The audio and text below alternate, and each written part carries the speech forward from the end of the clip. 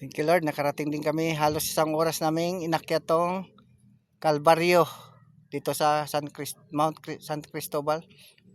Dito sa Dolores sa ano. Yan, kami lang dalawa. Ni Madam nakakyat oh.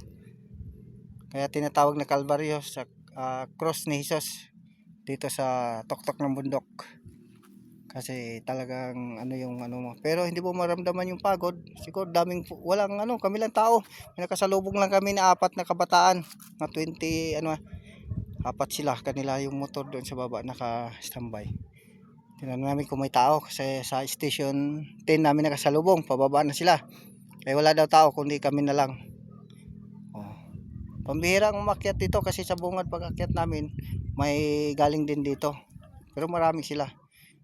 Yan. Kasi sabi nila mga kalahating oras, kami halos kulang-kulang isang oras talaga. Kasi medyo nagpapahinga-pahinga eh. Yan. Sulit, ang ganda. Hindi mo pag nandito ka na, hindi mo maramdaman na yung pagod eh. Baliwa. Yan yung baba. Oh. Gandang tanawin. Yung baba.